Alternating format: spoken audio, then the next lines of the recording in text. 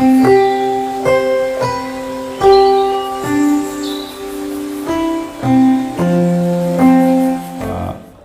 Doctor BS मूर्ति, मैं basically joint replacement surgeon हूँ। इसका मतलब मैं आर्थराइटिस का ज़्यादा ट्रीटमेंट करता हूँ।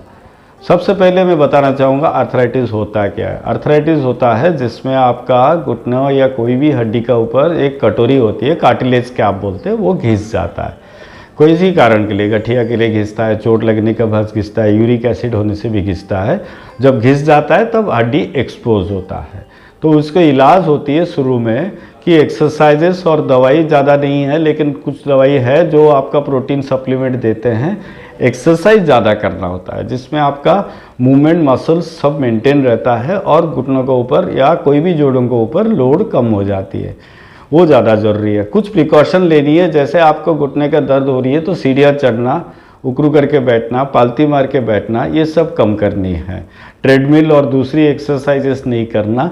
रनिंग अच्छा नहीं होता है, वॉकिंग बहुत अच्छा रहता है, साइकिलिंग बहुत अच्छा रहता है। ये एक्सरसाइज करनी है।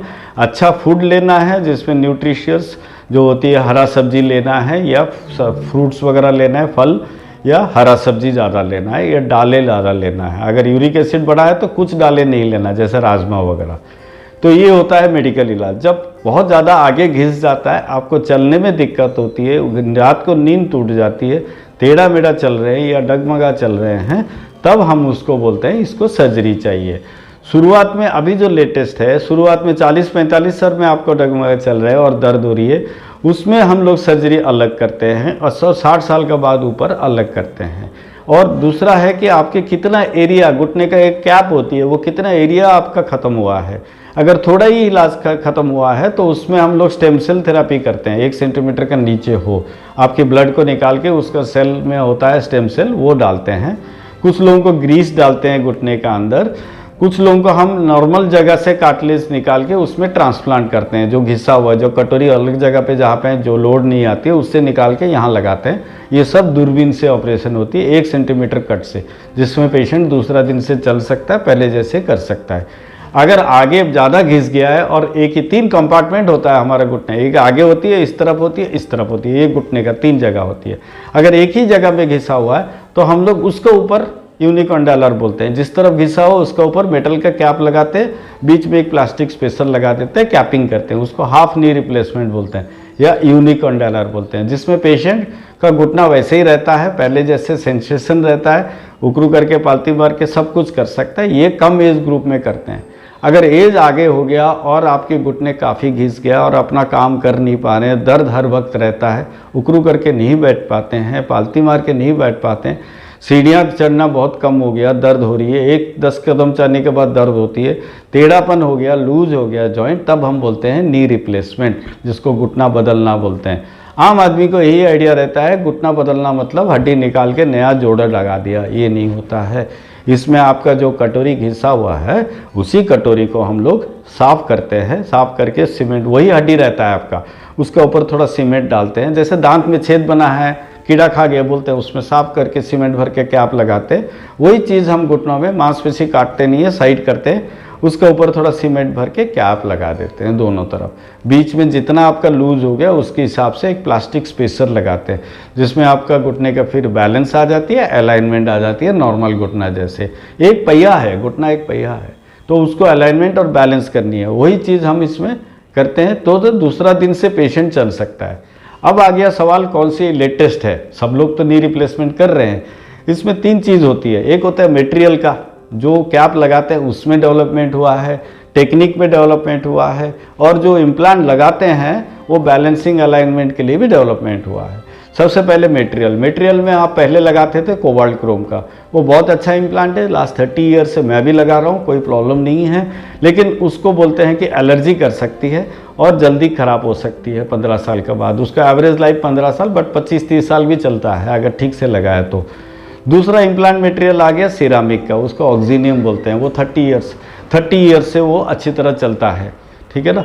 तीसरा इम्प्लांट होती है गोल्ड का, जिसको हम टाइटेनियम बोलते हैं, गोल्ड नहीं बोलते हैं, या उसमें मटेरियल होती है जो आपका गोल्डन कलर का होता है।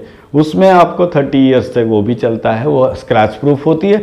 दूसरा एलर्जी नहीं करता है, पेशेंट अच्छा टॉलरेट करता है। ये हो गया इम्प्लांट। डिज़ाइन में भी चेंजेस आ गया। पहले होता था डिज़ाइन में बहुत पेन होता था, हाईफ्लेक्स नहीं होता था। आजकल हम हाईफ्लेक्स लगाते हैं जिसमें पेशेंट घुटना पूरा मोड़ के बैठने के अलाउ करते हैं। पहले भी कर सकते थे लेकिन जल्दी 5 साल में वो लूज हो जाता था। अब जो लगाते हैं हाईफ्लेक्स उसमें मॉडिफाई किया हुआ है डिज़ाइन में, जिसमें आप घुटना मोड़ के बैठ सकते हो, उकरू कर सकते हो, पालती मार के ही बैठ सकते हो। लेकिन हर वक्त करना नहीं चाहिए, जब भी ज़रूरत हो, गाँव वगैरह गए हैं जहाँ टॉयलेट नहीं है तो आप कर सकते हैं। इसमें पूजा पाठ में बैठना है, किसी का बैठना है, आपको बैठ सकते हैं। दूसरा डिज़ाइन में यह है, आगे की तरफ मोटा होता था, जिसमें आगे की तरफ बहुत ज़्यादा दर्द होता था घुटना में, तो घुटना दर्द होता है। आजकल वो ख़त्म कर दिए हैं, पतला सा लगाए हैं जिसमें आपको घुटनों में उकरू करके बैठने से दर्द नहीं होता है, सीढ़ियाँ चढ़ने में दर्द नहीं होता है। डिज़ाइन में ये चेंजेस हो गया। टेक्निक्स में हो गया, पहले मसल्स काटते थे, हम काटते नहीं, उसको मिनिमल इन्वेजिव बोलते हैं। पूरा छोटा सा कट लगाते हैं, 5 से 7 सेंटीमीटर, मैक्सिमम 10 सेंटीमीटर कट से हम लोग रिप्लेसमेंट करते हैं। आपका मसल कुछ भी नहीं काटते हैं, तो उससे फ़ायदा रहता है, जो मसल आगे का है उसको नहीं काटने से दूसरा दिन से पेशेंट सीढ़ियाँ चढ़ सकता है, बैठ के उठ सकता है, दर्द कम होती है, ब्लीडिंग कम होता है। उसके साथ अगर हम ऐड कर लें कंप्यूटर सिस्टम से हेल्प लेते हैं, जब बहुत ज़्यादा टेढ़ा मेढ़ा है, डगमगा रहा है, तो कंप्यूटर हमको ठीक से बता देगा अलाइनमेंट और बैलेंस हमने किया कि नहीं है। उसमें भी जनरेशन पहले 15-20 साल से जो ऐड में देखते होंगे, ये कंप्यूटर वो कंप्यूटर, अभी जो लेटेस्ट है वो हैंडहेल्ड आईपॉड इतना ही बड़ा होता है, उसको हम नी का ऊपर फिक्स कर देते हैं, वो हमको बता देता है अलाइनमेंट ठीक आया कि नहीं है। तो उसमें आपका जो अलाइनमेंट के ऊपर ही आपका, जैसे पहिया अगर अलाइनमेंट ख़राब हो गया टायर का तो जल्दी घिस जाता है, इसमें अगर अलाइनमेंट ठीक नहीं किया 5 साल के बाद आपका घिस जाता है। अलाइनमेंट करना 2 चीज़ से आती है, एक कंप्यूटर नेविगेशन, दूसरा एक्सपीरियंस से। मैं 10,000 जॉइंट और 30 साल के बाद ये बोल सकता हूँ कि मैं अलाइनमेंट विदाउट कंप्यूटर भी आपको नॉर्मल जॉइंट में दे सकता हूँ, लेकिन मैं यूज़ करता हूँ जिसका बहुत ज़्यादा टेढ़ा मेढ़ा हुआ है, क्योंकि इसका खर्चा 40,000, ये डिस्पोजेबल आता है, 40-50 हज़ार अननेसेसरली पेशेंट को रिजल्ट देना, सेम रिजल्ट होती है। लिटरेचर में भी दिया हुआ है, long term results are same as non computer patients, तो इसमें ज़्यादा कुछ फ़ायदा नहीं है।